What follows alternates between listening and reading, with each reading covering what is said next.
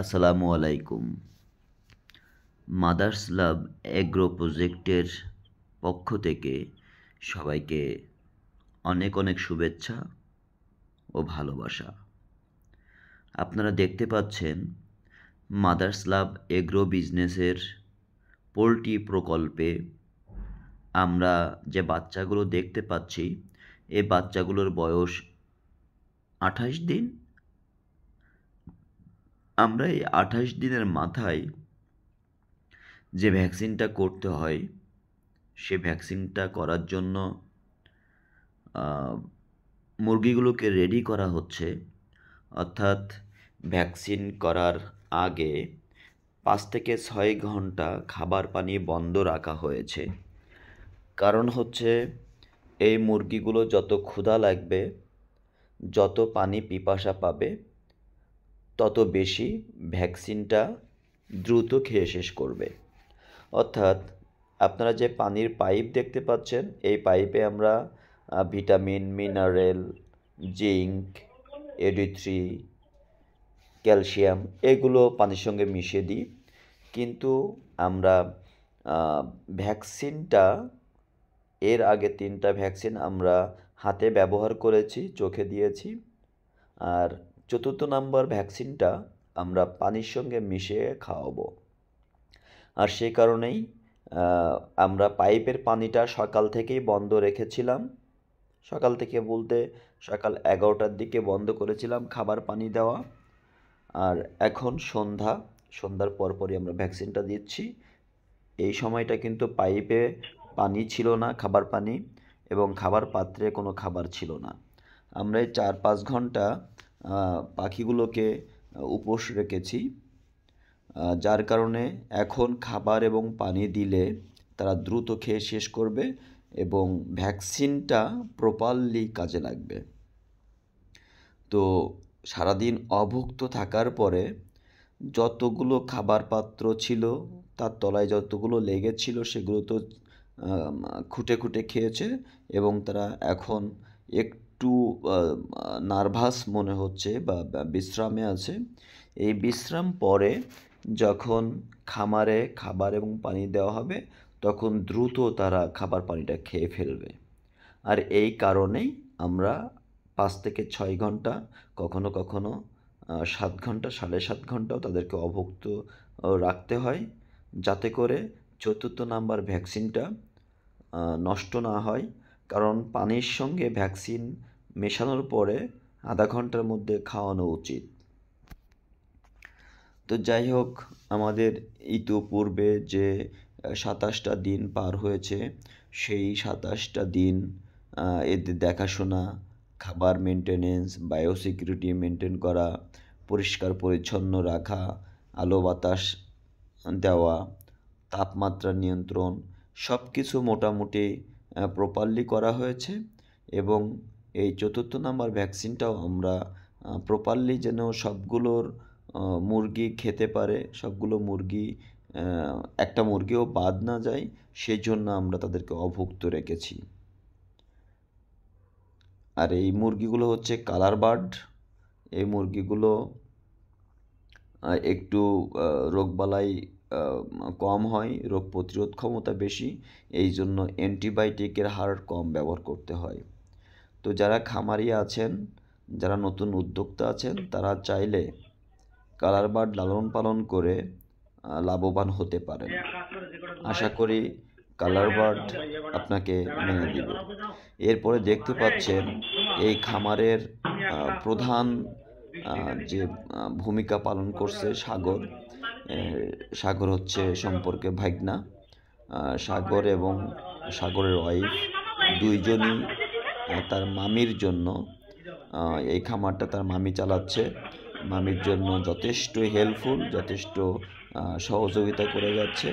এখন সাগর দাঁড়িয়ে থেকে ভ্যাকসিনটা পানিতে মেশানোর প্রক্রিয়া বলে দিচ্ছে। যদি আপনার 500 কালার বার্ড থাকে, তো 500 কালার বার্ড এই 28 দিন বয়সে কত লিটার পানি খাবে, তার একটা আনুমানিক ধারণা করে নিতে হয়।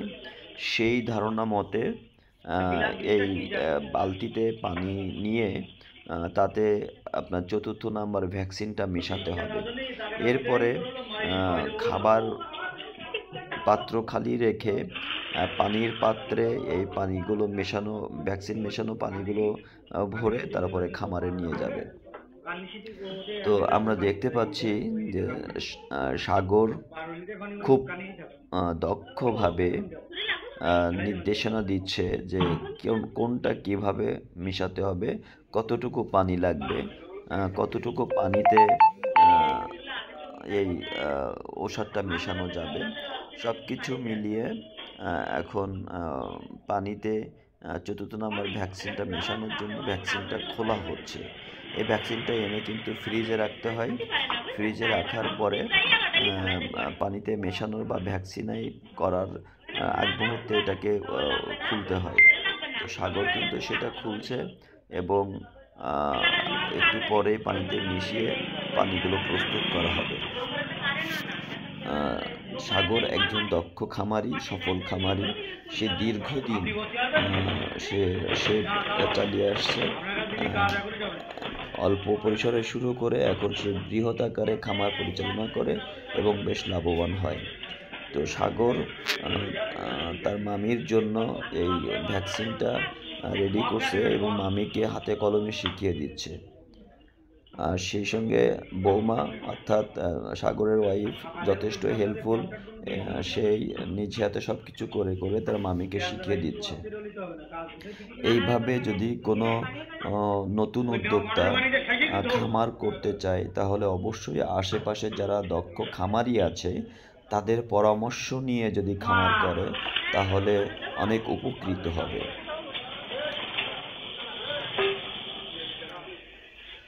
পানিটা মেশানো হচ্ছে, যেহেতু আমাদের ফিক্সড ক্যামেরায় করা, সেজন্য কিছুক্ষণ আমরা দেখলাম যে সাগর একটু অন্য কাজে গিয়েছিল, আবার এসে তার ওয়াইফকে বুঝিয়ে দিচ্ছে। ওদিকে তার মামিও আসলো, মামি এসে বালতি দিয়ে গেল।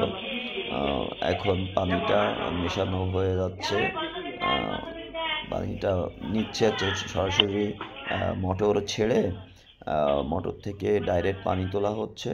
সেই পানিটাতে আমরা ঔষধ মেশাবো, ভ্যাকসিনটা মিশিয়ে তারপরে খামারে দেওয়া হবে। তো যারা পোলট্রি খামার করতে চান, যারা কৃষিতে উদ্যোগ নিতে চান, অবশ্যই জেনে বুঝে তারপরে উদ্যোগটা গ্রহণ করবেন। দেখতে পাচ্ছি যে সাগরের ওয়াইফ রোমা, আমাদের বৌমা, খুব হাসি খুশি একটা মানুষ। সে পানি মিশিয়ে পানির পাত্রগুলো ভরে নিচ্ছে। পাত্রগুলো ভরে নেওয়ার পরে মামিকে বলবে যে পানির পাত্রগুলো দেওয়ার জন্য। তো এতটা হেল্পফুল এরা, এই পরিবারটা, সাগর ওয়াইফ। বাচ্চা আনা থেকে শুরু করে খামার রেডি করা থেকে শুরু করে একেবারে শেষ পর্যন্ত তারা হাতে কলমে শিখিয়ে দিচ্ছে এই নারী উদ্যোক্তাকে, এই নারী খামারিকে।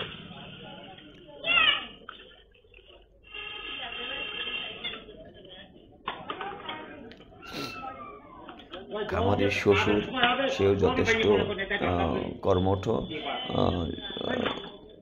খামারের নারী উদ্যোক্তার শ্বশুর, সে নিজেও এই খামারে প্রচুর কষ্ট করে, যেটা আমরা বরাবর দেখে আসি। পানিতে ভ্যাকসিনগুলো মেশানোর পরে পানির পাত্রগুলো ভরা হয়ে গেলে আমরা খামারে নিয়ে যাব। খামারে নিয়ে গিয়ে তারপরে মুরগিগুলোকে খাওয়ানোর ব্যবস্থা করব।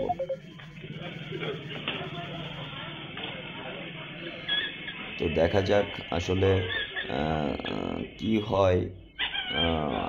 ভিডিওটা শেষ পর্যন্ত দেখতে থাকুন এবং যারা দক্ষ খামারি আছেন, যারা দক্ষ উদ্যোক্তা আছেন, তারা অবশ্যই এই খামার করতে গিয়ে যদি নতুন কেউ পরামর্শ চায় তাহলে অবশ্যই পরামর্শ দিবেন। পানি মেশানো হয়ে গেলে খামারে পানি নিয়ে যাওয়া হবে এবং সেগুলো আমরা পরবর্তী ভিডিওতে আপনাদেরকে দেখাবো যে কিভাবে প্রাণীগুলো অর্থাৎ মুরগিগুলো অতি দ্রুততার সহিত, যেহেতু সারাদিন খাবার পানি বন্ধ ছিল, এখন দেওয়া মাত্রই চোখের পলকেই অর্থাৎ 10-15 মিনিটের মধ্যেই মেডিসিনযুক্ত অর্থাৎ ভ্যাকসিনযুক্ত পানিটা খেয়ে ফেলবে এবং খামারের ভ্যাকসিন করাটা প্রপার হবে।